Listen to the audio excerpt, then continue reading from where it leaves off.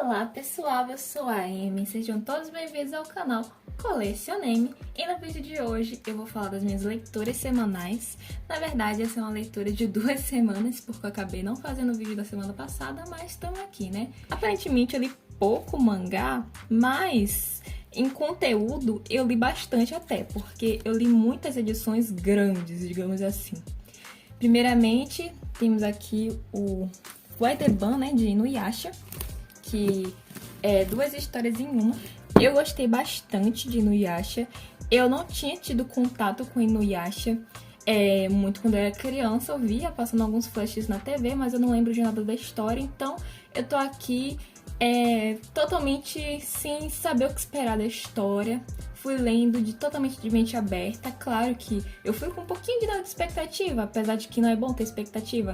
Mas eu não fui também com tanta expectativa assim, então eu me impressionei bastante com esse mangá. E uma coisa que mais me impressionou nesse mangá foi que eu achei que ele é bem mais adulto do que eu imaginava que fosse. Eu pensei que da memórias que eu tinha de quando passava na TV, ele fosse mais fofinho, mais até bobinho. Não fofinho, mas tipo mais bobinho, sabe? E tipo, com aventura, mas não tão assim pesado. E tipo, quando eu li o mangá, gente, esse mangá é muito pesado assim. Você não percebe muito por causa dos traços, que os traços são realmente muito fofinhos. Mas o conteúdo é bem assim adulto, digamos assim. Tem muita violência mesmo. Tem muito desmembramento. É uma coisa assim que eu fiquei impressionada. Toda hora tem uma pessoa com a estaca atravessando o corpo, um braço que cai pra lá, uma cabeça que sai pra lá. Tem lá uma vilã, essa vilãzinha aqui, que ela ataca fogo na mulher. Gente, é uma loucura de violência, bem gore. Esse mangá.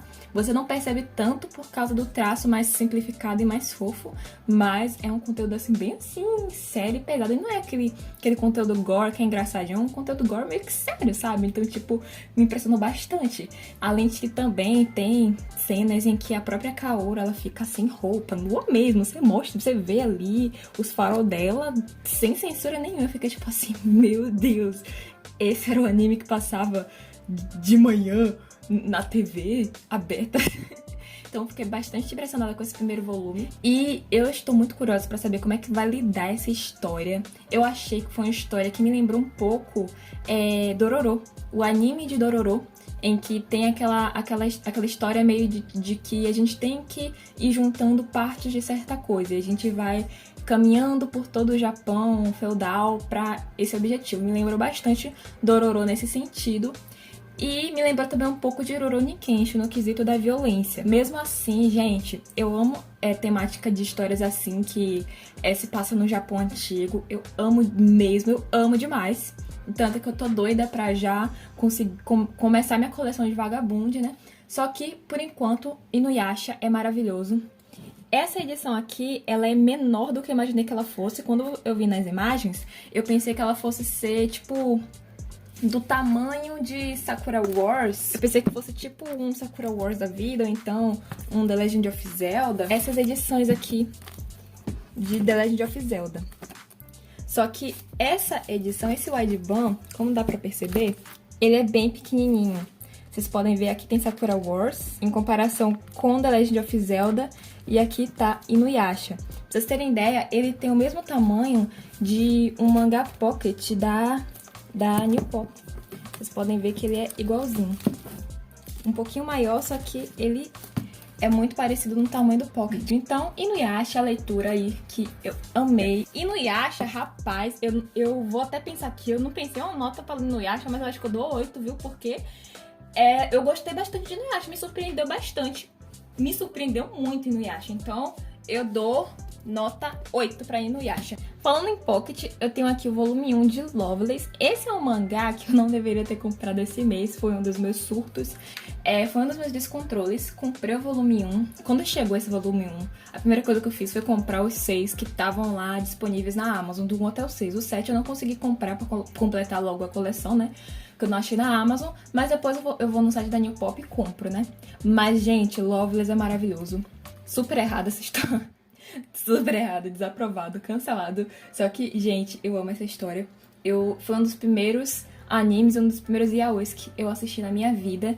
Então eu tenho um carinho muito grande por Loveless. E é óbvio que eu tinha que comprar Loveless também. E eu achei o mangá, assim, muito...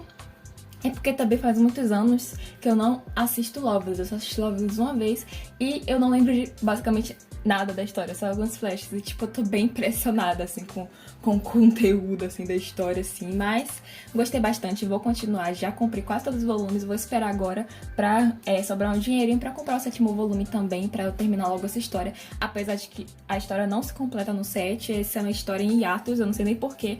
Eu me sujeitei ao sofrimento de estar investindo numa coleção em hiatos. Pelo carinho que eu tenho dessa obra, eu vou dar um 7. Porque eu realmente gosto bastante de Loveless. Foi um dos primeiros mangás, assim, não lemon, um dos primeiros yaois não lemon que eu assisti, né? Que no começo eu era meio aquela... Sabe aquele menininho, todo a flor da juventude, que só assistia? Era eu com yaoi, eu só assistia lemon. Aí Loveless foi o primeiro que eu assisti, que era Shounen Ai, né? Que é, tipo, mais suave, né? Apesar de que Loveless não é suave, eu achava que era suave. Naquela época eu achava que era suave. Hoje que eu leio, isso aqui é extremamente pornográfico. Enfim, gostei de Loveless 7 pela nostalgia. O próximo não poderia faltar Sakura Card Captor, ou Card Captor Sakura, né? Eu li 2 volumes, foram 2 volumes também que eu não deveria ter comprado esse mês, mas eu acabei comprando, que eu não me aguentei e comprei. Eu agora estou com 3 volumes em um mês só. Comprei os 2 volumes, não me aguentei, já li, devorei todos. Estou agora em depressão porque não tem mais Sakura esse mês pra comprar. Eu só vou conseguir comprar Sakura agora mês que vem. E eu estou muito triste porque eu não tenho mais Sakura pra ler. Eu estou muito órfã de Sakura. Mas, enfim, já deu pra perceber que eu amo demais Sakura. Esse volume 2 cancela, porque tem o romance lá com uma menina e o professor, gente, totalmente errado, cancela. E, e tem o volume 3 que, ai, gente, tem muito, tipo, não afé, mas, tipo, tem muito fanservice com o Kito e o Toya. O 2 também tem muito disso, gente, eu amei. O 2 também foi o volume, se não me engano, foi o 2, que é um volume que revela o amor secreto que a Tomoyo tem pela Sakura. Gente, esse volume 2 aqui, polêmico. Polemiquíssimo. E teve lá o negócio da menina com o professor, teve Toya com o Yukito, teve a Tomoyo com o amor dela com a Sakura, teve também o pai lá da Sakura, né? Que casou com a Nadeshiko quando a Nadeshiko tinha 16 anos. Gente, esse volume aqui 2 polêmicosíssimo. Polêmico. Mas enfim. O 3 também é meio que a continuação e a história tá começando a desenrolar. O Choran, ele já apareceu, se não me engano, ele apareceu no volume 3. E, gente, muito legal, muito fofo. Eu fico impressionado o quanto que o traço original é parecido com o traço do anime, porque normalmente tem uma diferença muito grande entre traço de mangá e traço de anime. E eu fico assim impressionada que, tipo, o traço da Clamp é tão perfeito, mas tão perfeito, que os animadores, eles nem precisaram corrigir pra deixar mais bonito pra anime, que só imitando o traço da Clamp já tornou um anime maravilhoso. E, enfim, eu amo Sakura mesmo com essas polêmicazinhas aí, né? É aquele tipo de coisa que a gente que é fã, a gente vai pra debaixo do tapete e finge que não acontece. A gente abafa no fandom, né? Vamos dar nota pra cada volume, né? Esse volume aqui, ele é muito polêmico, então eu vou dar um 7, né? Até porque tem lá aquele negócio errado com a menina professora. O negócio do pai da Sakura com a Nadeshiko, que tinha 16 anos, casou com 16 anos com a menina, que ele era professor, ele casou com a menina de 16 anos. Aí eu já tento passar um pouco de pano, já tento fingir que eu não vi, mas a menina com o professor, a menina de 9 anos com o professor, aí realmente não tem como passar pano, então dou um 7. Dou um 7, até porque Yukito e o Toya salvou também. Gente, a Tomoyo também é muito engraçada, a Tomoyo, porque a Tomoyo, ela sabe que ela tá no friendzone, ela sabe que ela não tem chance nenhuma com a Sakura, só que mesmo assim, ela continua amando a Sakura, continua ali do lado, continua apoiando. Inclusive, ela até fala, o Yukito, o amor da sua vida. Ela apoia até os amores da Sakura, mesmo ela amando a Sakura. Gente, muito fofa a Tomoyo, muito fofa. Então, eu dou um 7 pra esse volume 2. E o volume 3... Vou chutar o balde, dou 10, eu vou dar 10. É isso mesmo, eu vou dar 10. Os próximos, eu acho que eu vou ter que mostrar um por um aqui, porque é grande esse aqui. É Sakura Wars. Sakura Wars é uma coleção também que foi uma das compras que eu não deveria ter comprado. Me arrependo um pouco. E assim, é uma história que ela é uma adaptação, se eu não me engano, uma adaptação de uma visual novel. Então eu já imaginava que não ia ser lá essas coisas, porque mangá, que é adaptação de outra coisa, normal, costuma não prestar. É quase uma regra, costuma não prestar. E Sakura Wars, ele é competente do que ele faz. Ele tem historinha, ele desenvolve até bem, o traço é muito bonito, a história evolui até que bem. Os personagens, a relação dos personagens é muito legal também. As batalhas são muito bem feitas, são longas as batalhas também, tipo, não longas, mas tipo, são bem satisfatórias, eu acho que tudo tem seu time certo, mas eu não conseguia, assim, tipo, gostar tanto de Sakura Wars, primeiro porque eu já imaginava que iria ser uma coisa meio, vamos bater cartão, e também pelo fato de ser mecha, que é um dos gêneros que eu não gosto de anime, mangás também, óbvio que eu não iria gostar também. Então é normal que eu não goste tanto de Sakura Wars. São pouquíssimos mechas que eu assisti na minha vida. Eu assisti só os principais, os clássicos, Evangelion. Tem até uma figura aqui de Evangelion. É até irônico falar que não gosto de mecha, sendo que eu tenho aqui uma figura de Evangelion. Enfim, eu assisti Evangelion, assisti Dalender Frank, assisti Code Geass. Só esses assim mais clássicos, mas mecha é uma coisa que realmente eu não curto tanto. Sakura Wars também, uma coisa interessante de Sakura Wars é que ele me lembrou um pouco a vibe de Fullmetal Panic. Mas eu não sei porque eu achei que Sakura Wars me lembrou Fullmetal Panic, no sentido do clima. O clima de Sakura Wars, enquanto eu lia, me lembrou o sentimento que eu sentia enquanto eu assisti o anime de Fullmetal Panic. Uma coisa que eu não gostei muito em Sakura Wars, o primeiro volume ele focou muito lá no protagonista, chegando lá no teatro, e tem lá essas guerreiras, só que ele acabou de sair do exército, e ele já vai direto pra lá, e ele tem tipo aquele negócio orgulhoso de querer servir, e querer proteger o seu país, e aquela coisa. Só que eu não gostei muito de como as coisas foram se desenvolvendo muito rápido. Por exemplo, ele já começou sendo capitão. É uma coisa que eu já... Quando ele já foi virando capitão, uma coisa que eu fiquei assim meio... É uma coisa que eu já fiquei... Foi por causa da... meio que... a ingratidão dele, sabe? Tipo, ele foi designado para o teatro para fazer trabalhos normais, né? Ir na portaria, limpar... fazer trabalhos rotineiros do teatro, né? E só que ele tinha acabado de sair do exército. E o sonho dele, assim, era trabalhar com coisas do exército, né? Lutando pelo seu país, né? E trabalhar ali no teatro era uma coisa que deixava ele muito triste, inclusive. Era como se ele tivesse sido rebaixado, sabe? Ele foi designado a trabalhar naquilo. E até o chefe lá disse que era como se ele tivesse sido rebaixado, né? E no início ele até que tentou levar de boa, mas chegou num ponto em que ele ficou assim, tipo, não aguentava mais, porque tinha lá os robôs começaram a atacar a cidade. Ele, não, eu não vou aguentar ficar aqui, eu não posso, eu vou ter que, desculpa, toma aqui minha carta de demissão, eu vou voltar lá, eu tenho que servir pelo meu país, não sei o que lá, não sei o que lá. E assim, eu achei muito afobado da parte dele, porque não é como se ele tivesse sido demitido do exército, ele foi, tipo, designado àquela missão de cuidar do teatro. E ele, com sei lá, na minha opinião é arrogância. Na arrogância dele, ele disse, não, isso não é pra mim, não quero fazer isso. Eu quero fazer o legal, eu quero ir pra guerra, eu não quero fazer esse trabalho de merda. Foi basicamente isso a impressão que deu, porque assim... tudo bem, eu quero servir ao meu país, eu quero servir na guerra. Aí você vai lá, se alista no exército do Brasil. Aí chega lá, os caras mandam você capinar mato. Manda você ir bater em porta para conscientização de dengue.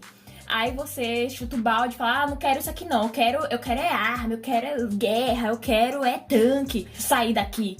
Toma aqui minha carta de demissão. Foi essa a impressão que eu tive, sabe? Tipo, se você foi designado a fazer um negócio, mesmo que você não goste, faça, porque você está sendo designado para aquilo. Você não tem que fazer o que, sei lá, o que você quer fazer. Ainda mais uma coisa que é tão rígida quanto o exército. Então, eu achei, assim, muito prepotente da parte dele. Primeiro porque ele era um novato, ele não tinha nenhuma experiência em guerra. Outra coisa também que me incomodou foi...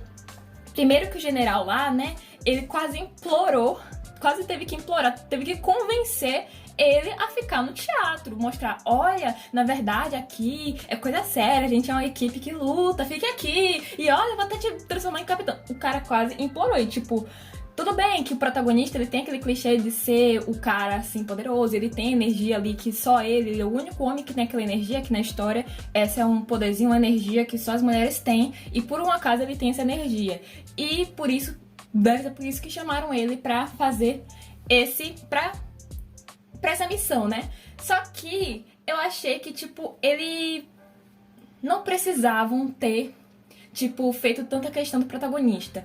É um ponto também que eu não gosto muito. É histórias que o protagonista já começa lá muito no alto, né? Tipo, já começa com todo mundo dependendo dele, todo mundo indo atrás dele, todo mundo querendo ele. É uma coisa que eu não gosto muito em mangás, quando a história já começa com um protagonista muito foda. É um dos motivos também de eu não gostar tanto de Isekai, que a maior parte dos Isekais o protagonista é o fodão, é o OP, e tem lá o grupinho de menininhas que tem muito mais experiência naquele mundo, mas tipo, elas super dependem dele, e aquele negócio. Eu não gosto muito desse tipo de história. Eu gosto mais quando o protagonista ele vai crescendo aos poucos. Por isso que eu gosto tanto de Naruto, por exemplo. Hunter x Hunter também, apesar de ter... Aí, outro exemplo. O personagem ele pode até começar forte, mas que as pessoas também não deem tanta importância assim pra ele de início. Naruto, ele tinha biju dentro dele, só que todo mundo rejeitava ele. O Killua, todo mundo sabia quando ele era forte, todo mundo sabia quando ele era foda. Só que o grupinho principal, apesar de ser muito abaixo dele, pelo menos no começo, ser muito abaixo dele, ninguém nunca teve aquele sentimento de nossa, que diferença entre mim e o Killua. Tratava ele normal e também não faziam questão de que o Killua ajudasse em nada. O Killua tava ali se ele quisesse. Então, o Batosai também, né, o Rurouni Kenshin, o Kenshin, ele já começa o mangá sendo muito poderoso, que ele no passado dele ele foi o grande assassino Batosai. Só que no período que a história se passa, ele se junta com um grupo de pessoas que não sabem desse passado dele e que não que não vão descobrindo aos poucos essas coisas, e ele não tem essa obrigação. Kenshin, ele não sente essa obrigação, por exemplo, de tipo, nossa, estão contando comigo, sabe? É um dos motivos também de eu sofrer tanto com o Evangelho. Eu gosto muito de Evangelho, mas uma coisa que eu mais odeio em Evangelho é aquela trama do Shinji não querer entrar na nave, tipo, ele é o filho de não sei quem, e ele é o único escolhido que tem que entrar naquele negócio, e ele não quer entrar, e acontece um monte de merda porque ele não quer entrar, e você fica o anime todo naquele sofrimento porque o Shinji não quer entrar na bosta do Eva. E você fica nesse sofrimento porque as pessoas já colocam muita expectativa no protagonista, e ele já tem que ser o fodão, ele já tem que fazer tudo, e todo mundo depende dele, e é uma coisa que eu não gosto muito desse tipo de história. Eu gosto de você sofrer com o protagonista, e meu Deus, vocês têm que reconhecer o protagonista, ele é tão esforçado, e ele se esforça, ou então o protagonista que ele é fraco, ele não tem poder nenhum, e aos poucos, com o esforço dele, ele vai conseguindo chegar lá. É esse tipo de história que eu gosto, esse tipo de história que me prende, que eu fico com vontade de ler até o final, e meu Deus, eu tenho que acompanhar, e você torce. Mas quando a história o personagem já começa lá em cima, eu fico tipo assim, tá bom, ele tá lá em cima, ele é o capitão. As meninas que têm muito mais experiência que ele, dependem tudo dele. Tudo bem, ok, vamos lá recuperar essa história, né? Então, cada volume desse é equivalente a 3 volumes. Então é como se eu tivesse lido 6 volumes de vez de Sakura Wars. Inclusive, foi bem assim pedante, porque como é um volume grandão, eu tenho muita agonia de deixar o volume incompleto. Tipo, começar a ler e não terminar no mesmo dia, sabe? Eu gosto de começar a ler o volume e terminar no mesmo dia. E Sakura Wars é uma versão Trigger, 3 volumes em um. Então, tipo, eu não consigo ler tudo porque é muito maçante, mas ao mesmo tempo me dá agonia de ver incompleto, com um marcador ali, sabe? Eu gosto de plastificar rápido, e tipo, um negócio sem plástico e com marcador.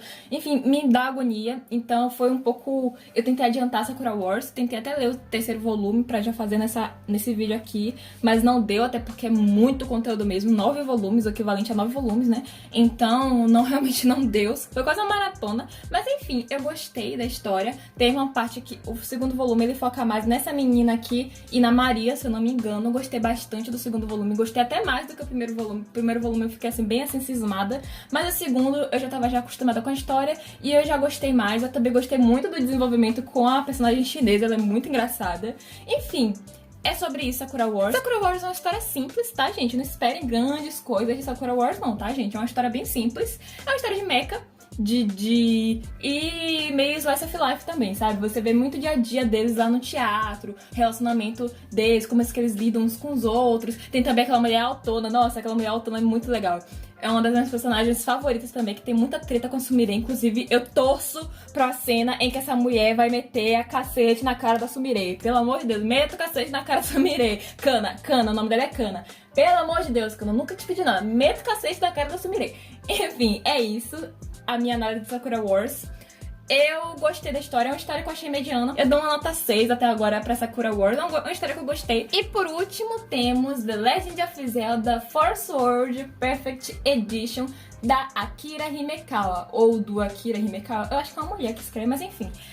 É uma história assim bem simples, assim como Sakura Wars, Zelda é uma adaptação de jogos. Só que, ao contrário de Sakura Wars, Zelda é um tipo de jogo que é muito difícil você adaptar em história em mangá, sabe? Primeiro porque é uma história muito linear, muito aventura. Um tipo de história que, se você adapta com muitas poucas páginas, você não consegue explicar. E que se você quiser fazer uma coisa decente de verdade, você precisaria de muitos volumes pra falar de um jogo só, porque um jogo de The Legend of Zelda é o suficiente pra você montar uma trama de um isekai da vida, por exemplo, sabe? No caso de Four Swords, a gente tem uma história só em um volume só.